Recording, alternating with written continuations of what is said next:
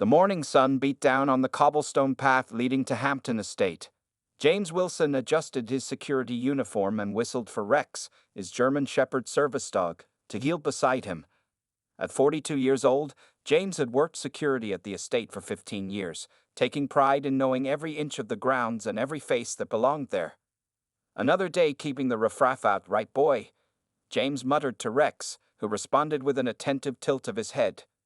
The estate housed several important diplomatic functions, with various officials and dignitaries coming and going.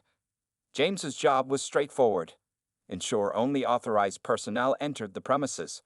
Over the years, he had developed a system for identifying who belonged and who didn't, based largely on appearance, demeanor, and his gut feeling. This particular Tuesday had started poorly. James's car wouldn't start, forcing him to take the bus. Then his supervisor, Mrs. Bentley, had criticized him for being 5 minutes late to his shift. His mood darkened further when he found trash scattered near the east entrance. Kids again, he'd assumed. As James patrolled the perimeter, he spotted a man in a dark blue jacket walking with purpose toward the main building. The man wasn't wearing a visitor badge or staff uniform. Something about his casual confidence struck James as suspicious. "Hey, you there?" James called out, quickening his pace. Rex trotted alongside him, alert to his handler's change in tone. The man, tall with broad shoulders and an athletic build, turned toward the voice. His expression remained neutral as James approached. "Can I help you?" asked the man, his voice deep and measured. "You need to show identification. This is private property," James said sharply. "What's your business here?" "I'm here to see Colonel Richards," the man replied calmly. James narrowed his eyes. Colonel Richards was indeed expecting someone, but James had pictured someone different, someone who looked more like the usual military types who visited the estate. "Right, and I'm the Queen of England," James scoffed. "Let me see some ID, now." The man reached slowly into his pocket, but James was already growing impatient. The morning's frustrations had worn his tolerance thin. "Move faster, and step back from the building," James commanded, his hand dropping to Rex's lead. The dog sensed the tension and stood at attention. "Sir, there's no need for hostility," the man said, producing a folded document. "My name is Marcus Johnson. I'm expected here today." "Don't tell me how to do my job," James snapped, feeling a surge of authority. He tightened his grip on Rex's lead, pulling the dog slightly forward, a subtle threat. "I decide who gets in and who doesn't." People began to notice the confrontation. A groundskeeper paused his work, watching nervously. A woman exited the main building, her brow furrowed with concern. "Is there a problem here?" she called out, walking briskly toward them. "Just handling an unauthorized visitor, Mrs. Bentley," James replied, not taking his eyes off Marcus. Mrs. Bentley approached, glancing between the two men. Her eyes widened as she recognized Marcus. "Mr. Johnson, we've been expecting you." She turned to James, her expression shifting to one of dismay. "James, this is Captain Marcus Johnson, Colonel Richards' new head of security operations." The color drained from James's face. Rex, sensing the change in his handler, relaxed his stance. "Captain Johnson was a decorated officer in special operations before coming here," Mrs. Bentley continued. "Colonel Richards specifically recruited him." James stood frozen, the realization of his mistake washing over him like cold water. The document in Marcus's hand, his appointment letter, fluttered slightly in the morning breeze. Marcus Johnson studied James's face, his own expression unreadable. The consequences of James's actions were about to unfold. A heavy silence hung in the air between the three figures standing on Hampton Estate's cobblestone path. James's hand loosened around Rex's leash as the German Shepherd settled into a sitting position, dark eyes shifting between the humans. "I believe you owe Captain Johnson an apology," Mrs. Bentley said, her voice crisp with authority. Her normally kind eyes had hardened, making James feel like a schoolboy caught breaking rules. "Aye," James began, but the words caught in his throat. Marcus Johnson folded his appointment letter and slipped it back into his pocket. "Perhaps we should discuss this inside." His calm demeanor only made James feel worse. Mrs. Bentley nodded sharply. "Captain Johnson, please follow me to Colonel Richards' office. He's eager to begin your orientation." She turned to James, her disappointment evident. Report to my office after your shift ends. We need to have a serious conversation. As they walked away, James noticed several staff members watching from various points around the grounds. News would spread quickly. In 15 years at Hampton Estate, he had built a reputation as a reliable, no-nonsense security officer. Now, in less than 5 minutes, that reputation lay in tatters. "Come on, Rex," James muttered, tugging gently at the leash. The dog responded immediately, falling into step beside his handler. Together they resumed their patrol, though James's movements now felt mechanical. By lunchtime, James had heard the staff whispers. Marcus Johnson wasn't just any military officer. He had served in 3 combat tours, led elite special operations teams, and received multiple commendations for bravery. After leaving active duty, he had worked as a security consultant for several high-profile diplomatic missions. He protected ambassadors in war zones. James overheard a kitchen worker telling another. And Wilson treated him like some common trespasser. "I heard he almost set his dog on him," the other replied. James clenched his jaw and walked faster, Rex trotting to keep up. At 2 o'clock, James spotted Marcus again.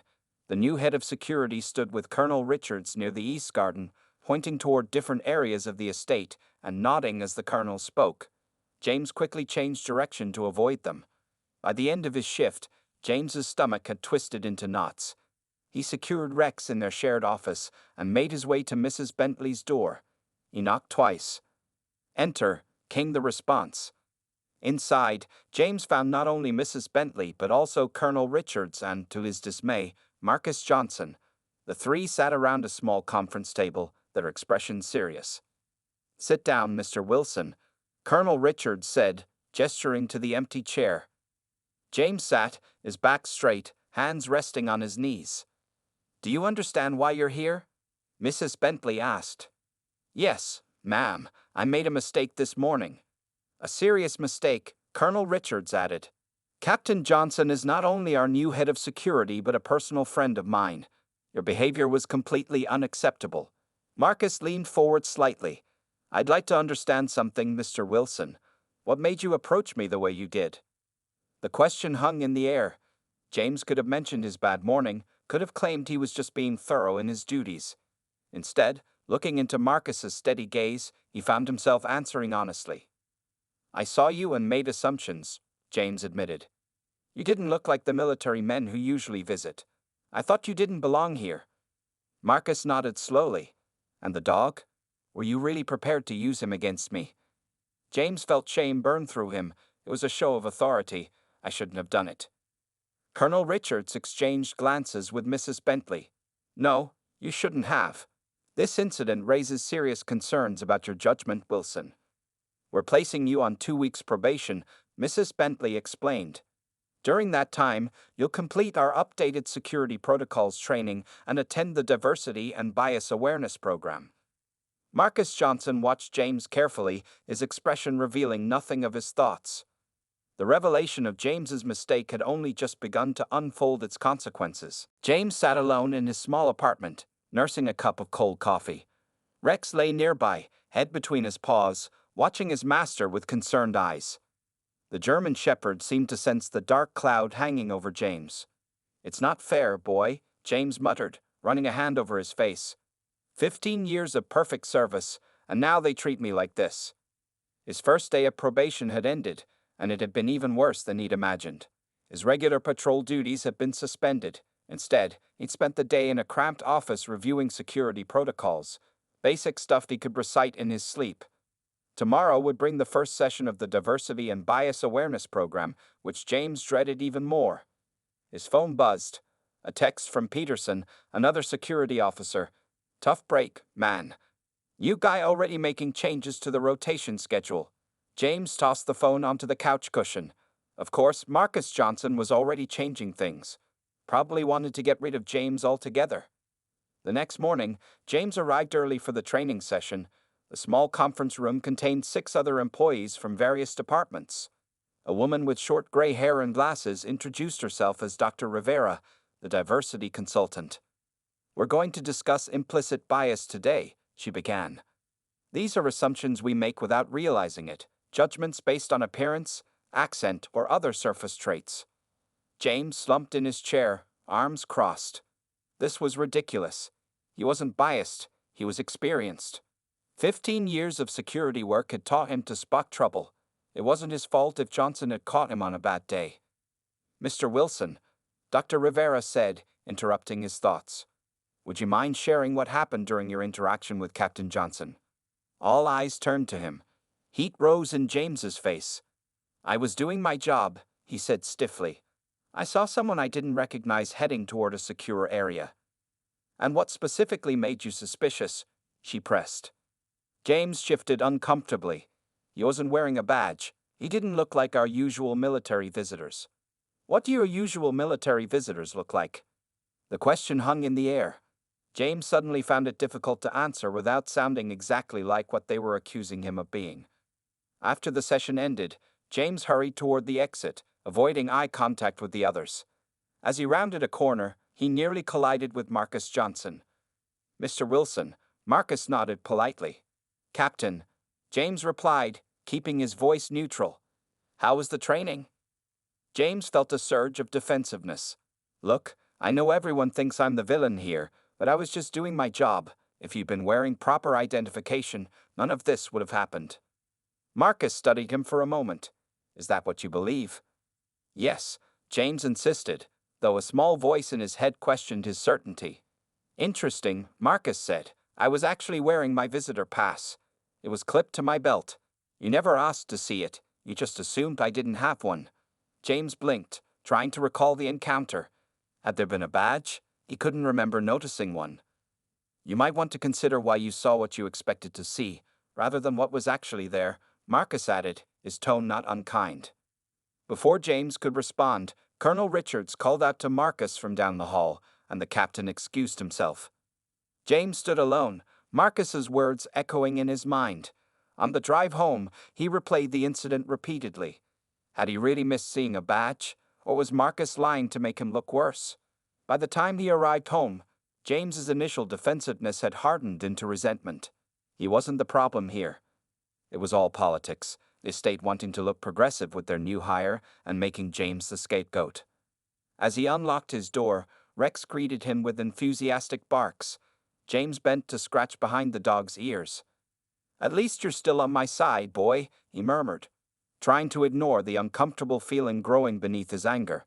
The possibility that perhaps he was not entirely blameless after all. The 5th day of James's probation began with heavy rain pounding against his bedroom window. He lay in bed, staring at the ceiling, listening to the rhythmic drops. Rex whined softly from his dog bed in the corner, sensing his master's reluctance to start the day. "I know, boy," James sighed, finally sitting up. "I don't want to go either." The diversity training sessions have grown increasingly uncomfortable. Yesterday, Dr. Rivera had asked participants to share experiences where they might have misjudged someone. Others had offered simple, safe examples, mistaking a customer for an employee at a store, assuming an older person couldn't use technology.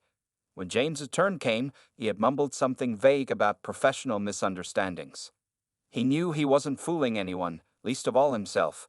At the estate, James parked in his usual spot, noticing Marcus Johnson's car already there. The man seemed to arrive before everyone else and leave after most had gone. James had to admit, grudgingly, that Johnson appeared dedicated to his role. Inside the security office, James found a note on his desk. "See me in records room B at 10 a.m., Captain Johnson." James's stomach tightened. Was Johnson going to recommend firing him after all? The records room was private, away from the main security hub, perfect place for a difficult conversation. At precisely 10 a.m., James knocked on the records room door, Rex at his side. "Come in," Marcus called. The room was lined with filing cabinets and shelves of security logs. Marcus stood near a table covered with open folders and photographs. "You wanted to see me, Captain?" James kept his tone neutral.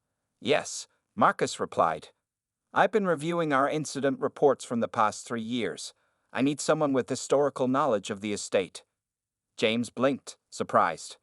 "And you chose me?" "You've been here 15 years. That experience is valuable." Marcus gestured toward the table. "I'm particularly interested in the East Perimeter breaches." For the next hour, they reviewed security incidents. Despite his initial wariness, James found himself engaged, pointing out patterns in the reports and explaining past security responses. Rex settled comfortably under the table as the two men worked. These two incidents, James pointed to reports from different years, happened in almost the same spot. We installed better lighting after the second one. Marcus nodded, making notes. Good catch. What about this one from last summer? As they continued working, James felt the tension in his shoulders slowly release. This was familiar territory, analyzing security problems, finding solutions. For brief moments, he almost forgot his resentment toward Marcus. At noon, Marcus checked his watch. Let's break for lunch. We can continue afterward if you're available. I am, James replied, somewhat surprised at himself. As they prepared to leave the room, Marcus paused. Wilson, can I ask you something? James tensed again. Sure. Why security work? 15 years is a long commitment to one field. The question caught James off guard. He'd expected criticism, not curiosity. I like knowing where things stand, he answered honestly. In security, there are clear boundaries, clear rules. Either someone belongs or they don't. Marcus seemed to consider this. Is it always that simple, though? The question hung in the air between them. James thought about their first encounter, about the training sessions, about his own certainty that day. It used to seem simple, he admitted. Now I'm not so sure. Something shifted in Marcus's expression, not quite approval, but recognition perhaps. That's a start, Marcus said quietly. As they walked out, James found himself wondering about Marcus's path, what had brought him to Hampton Estate, what experiences shaped his approach to security. For the first time, he saw Marcus as more than just the man who had disrupted his career. That evening, as James drove home with Rex in the passenger seat, the rain had stopped. A patch of clear sky broke through the clouds, casting golden light across the wet landscape. James rolled down his window slightly, breathing in the fresh air. The knot of resentment in his chest had loosened, just a little. Not gone, but changed somehow. He wasn't ready to admit he had been wrong. Not completely. But for the first time since that day, he was ready to consider the possibility. 3 weeks had passed since the incident. James had completed his probation, attended all required training sessions, and returned to his regular duties. The routine of patrols brought comfort, but a heaviness remained. Each time he crossed paths with Marcus Johnson, an awkward silence fell between them. The morning sky threatened rain as James walked Rex along the estate's perimeter fence. The conversation with Dr. Rivera from yesterday's final training session kept replaying in his mind. Recognizing our mistakes is only the first step, Mr. Wilson, she had said. Reconciliation requires action. James spotted Marcus near the greenhouse, reviewing documents with the groundskeeping staff. Taking a deep breath, he directed Rex toward them. Heel, boy, he murmured, gathering his courage. The groundskeepers departed as James approached, leaving Marcus alone. The captain looked up, his expression neutral. Morning, Wilson, Marcus said with a professional nod. Captain Johnson, James began, his mouth suddenly dry. Do you have a minute to talk? Surprise flickered briefly across Marcus's face. Sure. What's on your mind? James had rehearsed this speech countless times in his bathroom mirror, but now the carefully planned words abandoned him. I wanted to apologize. Properly, I mean. Marcus set his clipboard down, giving James his full attention. What happened that day? It wasn't right, James continued. I've been making excuses, blaming everything but myself. The truth is, he paused, finding the honest words difficult to say. The truth is, I took one look at you and made assumptions I had no business making. Rex sat quietly beside James, as if understanding the importance of the moment. I appreciate that, Marcus said carefully, but I'm curious. Why now? It's been weeks. James shifted his weight. Because I've been avoiding the hard part. It's easy to say, I'm sorry when your boss orders you to. It's harder to admit you were wrong, especially to yourself. A few raindrops began to fall, spattering the gravel path. Neither man moved. I've worked here 15 years, James continued. I started thinking I owned the place, that my judgment couldn't be questioned. When you showed up, he shook his head. It wasn't just about not recognizing you. It was about feeling threatened by change. Marcus studied James for a long moment. Change isn't easy for anyone, he finally said. When I was deployed, the hardest part wasn't the danger. It was adapting to new environments, new rules, new faces. You learn to be cautious. But there's a difference between caution and what I did, James said. Marcus nodded. Yes, there is. The rain fell harder now, but still they stood. Rex shook his coat, sending water droplets flying. I can't promise I'll never make another mistake, James admitted. But I'm trying to do better. That's all anyone can ask. Marcus replied. He extended his hand. Fresh start. James hesitated only briefly before shaking it. Fresh start. The handshake was firm, but the tension between them remained. True reconciliation would take more than one conversation. They both knew that. I should get Rex out of the rain, James said, breaking the silence. Of course, I need to finish this inventory anyway. As James turned to leave, Marcus called after him. Wilson, there's a security planning meeting tomorrow at 9. I could use your input on the East entrance protocols. The invitation surprised James. It was a small gesture, but a meaningful one, a recognition of his experience and knowledge. I'll be there, James replied. Walking back to the security office with Rex, James felt something shift inside him. The conversation hadn't gone perfectly. The awkwardness hadn't magically disappeared. But it was a beginning, a first step towards something better than bitter resentment. The rain continued to fall, washing away the dust from the path. James wondered if perhaps it could wash away old habits of thought as well, not all at once, but slowly, drop by drop, with effort and time. 1 month after their awkward conversation in the rain, James found himself sitting across from Marcus in a security vehicle parked at the estate's main gate. Colonel Richards had assigned them to work together on a special detail, escorting a foreign diplomat who would be arriving within the hour. The morning silence felt thick between them. Though they had maintained professional interactions during security meetings, this was their first time working closely together. Rex lay in the back seat, occasionally whining as if sensing his handler's discomfort. How long have you had him? Marcus asked, nodding toward the German shepherd. 6 years, James replied, grateful for the neutral topic. Got him when he was just a year old. Already trained for security work, but we still had to learn each other's habits. Marcus nodded.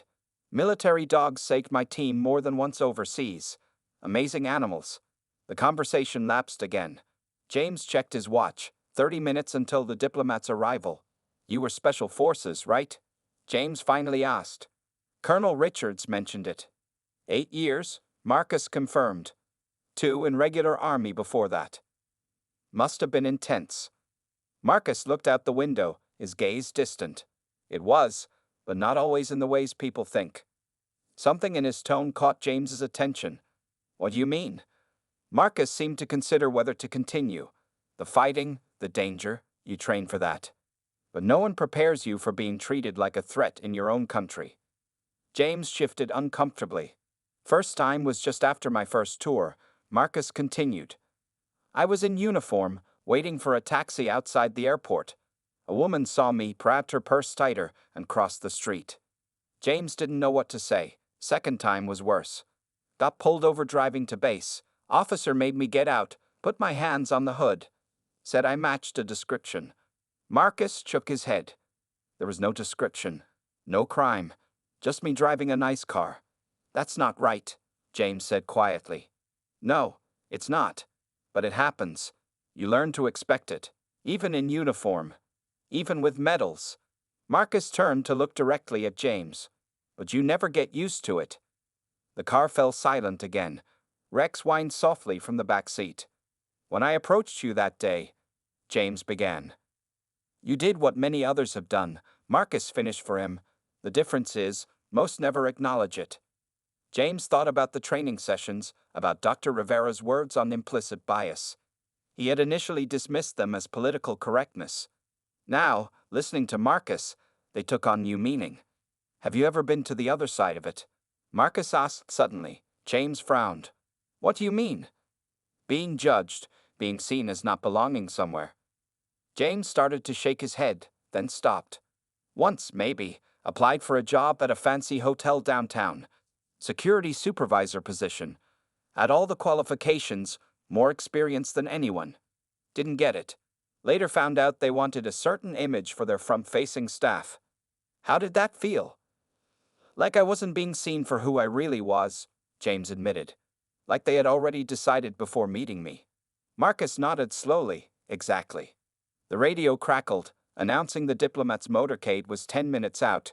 Both men straightened, focusing on the job ahead. As they prepared to exit the vehicle, Marcus paused. You know what helped me get through those situations? Finding the people who could see past their first impressions. The ones willing to learn who I actually am. James met his gaze. I'd like to be one of those people. A small smile crossed Marcus's face, the first genuine one James had seen. I think you're getting there, Wilson. They stepped out into the sunlight, professionals ready for their assignment. Rex followed at James's heel, alert and ready. Something had shifted between the two men, not friendship exactly, not yet, but understanding. A bridge had begun to form over the chasm of their first encounter. The diplomat's motorcade appeared on the horizon. Together, they moved forward to meet it. 3 months since their first real conversation, James and Marcus had established a surprising rhythm. What began as awkward forced collaboration had evolved into genuine professional respect. The estate staff noticed the change. The two men occasionally ate lunch together, discussed security protocols with animated gestures, and even exchanged the rare laugh. Today, they stood in Mrs. Bentley's office as she reviewed their proposal for updated security training. This is quite impressive, she said, scanning the document.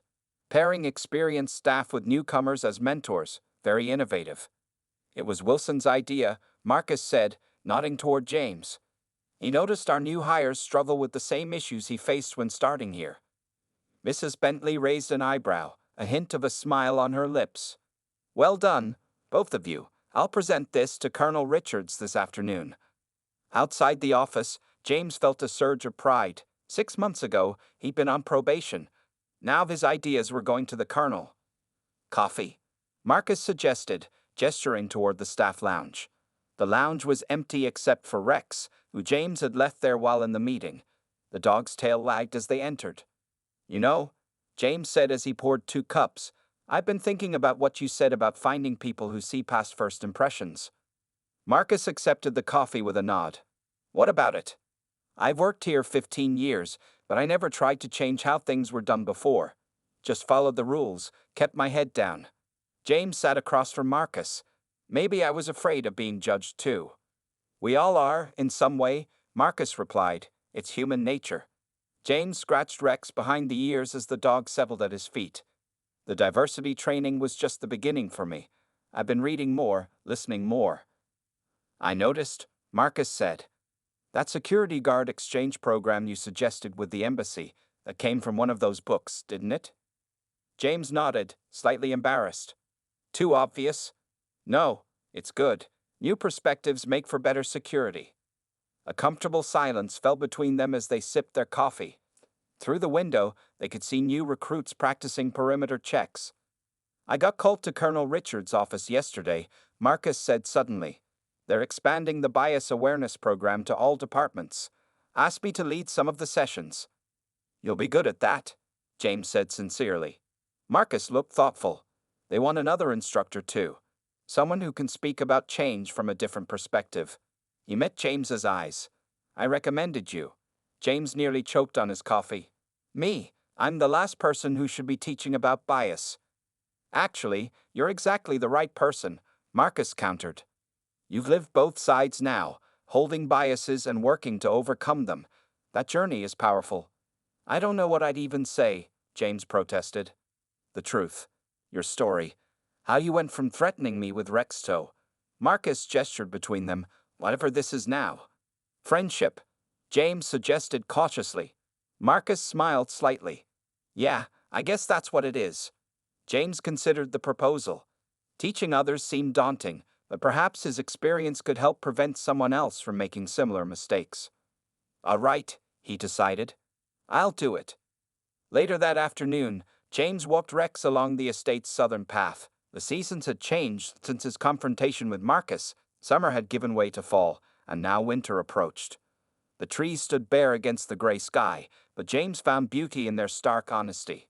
He thought about his journey over these months, the uncomfortable realizations, the difficult conversations, the gradual opening of his mind. He wasn't perfect. He still caught himself making assumptions sometimes, but now he recognized them for what they were and chose differently. As Rex bounded ahead, chasing a fallen leaf, James smiled to himself. The path to growth wasn't ending, it was just beginning. There would be more to learn, more mistakes to correct, more bridges to build. For the first time in years, he looked forward to the journey. 1 year had passed since the day James almost set Rex on Marcus. The Hampton estate grounds gleamed under a warm spring sun as staff members and security personnel gathered in the main hall for a special ceremony. James stood near the back, watching as Colonel Richards approached the podium. Rex sat dutifully beside him, now sporting a new vest that identified him as part of the estate's K-9 security team rather than just an individual officer's partner. The change had been one of many implemented over the past year. Today marks the first anniversary of our Community Outreach and Security Partnership Program, Colonel Richards announced. What began as an internal training initiative has grown into something that benefits the entire region. James caught Marcus's eye across the room. The captain gave him a subtle nod that carried a year's worth of shared experiences. The program they had created together now trained security teams from 5 neighboring facilities. It focused not just on traditional security protocols but on communication, understanding, and overcoming bias. James and Marcus had become its public faces, living proof that change was possible. I'd like to invite our program directors to say a few words. Colonel Richards continued. Captain Marcus Johnson and Officer James Wilson. A round of applause filled the hall as the two men made their way to the stage. James felt a familiar flutter of nerves. Public speaking still didn't come naturally to him, despite having addressed dozens of training groups over the past months. Marcus spoke first, his deep voice carrying easily through the hall. He talked about vision, about seeing beyond immediate appearances to true security concerns. Then he stepped back, turning the microphone over to James. A year ago, James began, I made the kind of mistake that could have ended my career. I looked at my colleague and saw a threat, not because of anything he did, but because of assumptions I carried. The room had grown quiet. Even Rex seemed to be listening attentively. I could have lost everything that day, my job, my purpose, my dignity. Instead, I found something unexpected, a chance to grow. James glanced at Marcus, and a friend who was willing to see beyond my worst moment. From the front row, Mrs. Bentley smiled encouragingly. Next to her, Dr. Rivera nodded, pride evident in her expression. Our program isn't about pointing fingers or making people feel guilty, James continued. It's about recognizing that we all have blind spots. Security isn't just about keeping bad people out. It's about ensuring good people are welcomed in, regardless of what they look like or where they come from. After the ceremony, James and Marcus stood near the refreshment table, accepting congratulations from colleagues. The latest training class, 20 security officers from various facilities, gathered around them, asking questions about the next session. Later, as the crowd thinned, James found himself alone with Marcus in the estate garden. Did you ever imagine this a year ago? James asked, watching Rex explore a nearby flower bed. That we'd be teaching conflict resolution together. Marcus shook his head. Not a chance. I thought you were a lost cause. James laughed. I probably was, still am, some days. Aren't we all? Marcus replied. The difference is now you catch yourself. I've seen it happen. A comfortable silence fell between them as the sun began to set over the estate grounds. In the distance, new recruits practiced perimeter checks under the watchful eye of another security officer, one of their program graduates. You know what I'm most proud of? James said finally.